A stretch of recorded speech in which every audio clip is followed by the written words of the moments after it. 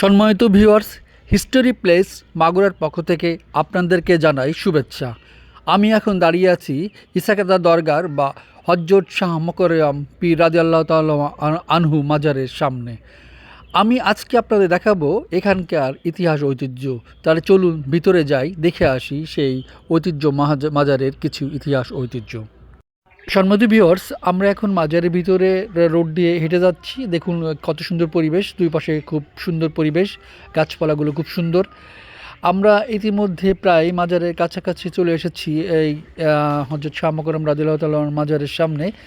এই যে ঘরটা আপনারা দেখতে পাচ্ছেন, এটা হচ্ছে 800 বছরের পুরানো সেই মাদ্রাসা, যেটা আপনার শাহ মকরম রাদিয়াল্লাহু তাআলা তৈরি করেছেন। এবং এর পাশেই দেখতেছেন একটি ঈদগাহ ময়দান, মসজিদ, যেটাও হযরত শাহ মকরম রাদিয়াল্লাহু 800 বছরের সেই পুরানো মসজিদটা আপনারা দেখতে পাচ্ছেন। মসজিদের পাশে দুটি ছাত্রাবাস আছে, দেখতে পাচ্ছেন দুটি ছাত্রাবাস। এবং তার পাশে একটি মসজিদ আছে। আপনার মসজিদটা এখনই আপনারা দেখাচ্ছেন। মসজিদের প্রথম তলায় নামাজ পড়ানো হয়, আর দ্বিতীয় তলায় একটি হেফজখানা আছে, এখানে ছাত্ররা হেফজ করে। এখন আপনারা দেখতে পাচ্ছেন যে 800 বছর পুরনোর দুইটি পিলার ছিল এখানে, তবে একটি পিলার এখনও আছে আর একটি পিলার নাই, সেটা জীবিত পিলার। বলা হয় এই জীবিত পিলার ধরে যদি কেউ মানত করতো তাহলে তার সন্তানাদি হতো। আর এখন যে পিলারটি আপনারা দেখতে পাচ্ছেন এটা মৃত, কিন্তু এটা এখনও মানুষজন এই পিলারের কাছে আসে এবং তার মানত করে কিছু চায়। চাওয়ার পরে এই পিলার থেকে তারা কথিত আছে তারা কিছু পায়, এটা তারা ধারণা করে। এজন্য হযরত পীর শাহ মকরম রাদিয়াল্লাহু তাআলা মাজারকে অলৌকিক মাজারও বলা হয়। আমরা আর একটু এগোলেই দেখতে পাবো যে বেষ্টনী দিয়ে ঘিরে রাখা হয়েছে একটি উঁচু টিলা। এই টিলার ভিতরে বিভিন্ন ধরনের ফুলের গাছ দেখা যাচ্ছে। কথিত আছে এই টিলাতেই যে ধুলি আছে, এই ধুলি ভক্তরা তাদের বিভিন্ন গায়ে মাখে, কারণ তারা মনে করে এই ধুলি নিলে তাদের রোগ সেরে যাবে। এই জন্যই তারা এই ধুলি মাটি ব্যবহার করে। এবং আপনি আরও দেখতে পাচ্ছেন যে এর সামনেই একটি উঁচু ভবন দেখা যাচ্ছে, এটি আলিম মাদ্রাসা। এখানে বিভিন্ন ধরনের ছেলেমেয়েরা লেখাপড়া করে আলিম শ্রেণী পর্যন্ত।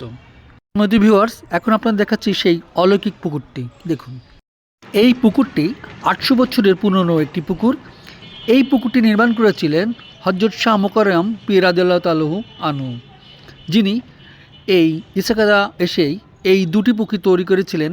কিন্তু তার মধ্যে একটি পুকুর এখনও বিদ্যমান, এই সেই আশ্চর্য অলৌকিক পুকুরটি। এই পুকুরের ইতিহাস থেকে জানা যায় যে এই পুকুরে পাশেই একটি নবগঙ্গা নদী আছে। এই নদীর তীর দিয়েই একটি লাশ ভেসে যাচ্ছিল। তখন কিছু এই এলাকার জনগণ এই লাশ তুলে এনে এই পুকুরের মাঝখানে সমাধি করেছিলেন। তখন থেকে এই পুকুর যখন পানি শুকিয়ে যায় তখন সেই সমাধিস্থল এখনও দেখা যায়। ভিউয়ার্স, আমরা এখন যাব সেই হযরত পীর মকরম রাদিয়াল্লাহু তাআলা সুফি সাধকের মাজারের সামনে। চলুন যাই সেই হযরত পীর মকরম রাদিয়াল্লাহু তাআলা মাজার শরীফের সামনে। ভিউয়ার্স, আমি এখন দাঁড়িয়ে আছি হযরত শাহ মকরম রাদিয়াল্লাহু তাআলা আনহুর মাজার শরীফের সামনে। আজ আমি আপনাদের কিছু এই হযরত শাহ মকরম রাদিয়াল্লাহু তাআলা আনহুর ইতিহাস ঐতিহ্য সম্পর্কে কিছু তুলে ধরব। তাহলে শুনতে থাকুন, দেখতে থাকুন আর বুঝতে থাকুন সেই হযরত শাহ মকরম রাদিয়াল্লাহু তাআলা আনহুর ইতিহাস ও ঐতিহ্য। ইতিহাস থেকে জানা যায় 1400 খ্রিস্টাব্দে হযরত খানজান আলী রাদিয়াল্লাহু তাআলা আনহু যশোরে 12 জন শিষ্য নিয়ে যশোরে 12 বাজারে আসেন। ওখান থেকে তিনি যশোর হয়ে খানজান আলী রাদিয়াল্লাহু তাআলা আনহু বাগেরহাটে চলে যান। বাগেরহাটে যে ওনার শিষ্য সংখ্যা তখন দাঁড়ায় 360 জন। তার মধ্যে একজন ছিলেন অন্যতম প্রসিদ্ধ সুফি সাধক, তারই অন্যতম পীর হযরত মকরম আলাইহিস সালাম রাদিয়াল্লাহু তাআলা আনহু। হযরত মকরম রাদিয়াল্লাহু তাআলা আনহু উত্তর দিকে অগ্রসর হতে হতে তিনি চলে আসেন ইসাকাদার দিকে। ইসাকাদা এসেই তিনি একটি মসজিদ ও দুটি পুকুর খনন করেন। তার একটি পুকুর এখনও বিদ্যমান, আরেকটি পুকুর বন্ধ হয়ে গেছে। প্রতি মাঘ মাসে 3 তারিখে এখানে ওরস হয়। বিভিন্ন দূর দূরান্ত থেকে ভক্তরা এখানে আসে, তাদের মানতগুলো নিয়ে আসে এবং তারা এই মাজার শরীফ দেখে যায়। তাই আপনিও যদি এই মাজার শরীফ, এই অলৌকিক মাজার শরীফ দেখতে আসেন, তাহলে অবশ্যই আপনাকে এই মাগুরার মাজার শরীফ দেখতে আসতে হবে। আসতে হলে অবশ্যই আপনার ঢাকা থেকে আসলে অবশ্যই আপনাকে ঢাকার যে কোনো বাসে উঠে আপনাকে মাগুরায় আসতে হবে। মাগুরায় এসে আপনাকে যে কোনো হোটেলে এখানে থাকতে পারবেন। তারপরে আপনি এখানে রাত যাপন করে পরের দিন আপনারা সকালে যে কোনো ইজি অটো বাইকে করে এই অলৌকিক মাজার শরীফে যেতে পারবেন।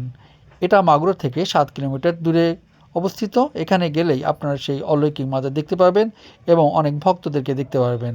তাহলে সম্মানিত ভিউয়ার্স, আজ এই পর্যন্তই। হিস্টোরি প্লেস মাগুরার পক্ষ থেকে আপনাদেরকে জানাই আবারও শুভেচ্ছা ও অভিনন্দন। যদি কোনো এই চ্যানেল থেকে আপনি সামান্য উপকার পেয়ে থাকেন, তো অবশ্যই চ্যানেলটিকে প্লিজ লাইক, কমেন্ট এবং শেয়ার করবেন এবং নিত্য নতুন ভিডিও পেতে আপনি যখনই আসবেন এখানে অবশ্যই চ্যানেলটি সাবস্ক্রাইব করে রাখবেন। আমি অবশ্যই ইনশাআল্লাহ নিত্য নতুন ভিডিও আপনাদেরকে উপহার দান করব।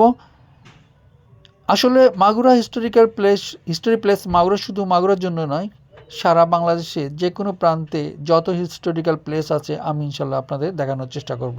ধন্যবাদ। আজ এ পর্যন্তই। পরের চ্যানেলে কথা হবে নতুন কোনো জায়গায়, নতুন কোনো ইতিহাস নিয়ে। সেই পর্যন্ত ভালো থাকবেন। সবাইকে ধন্যবাদ।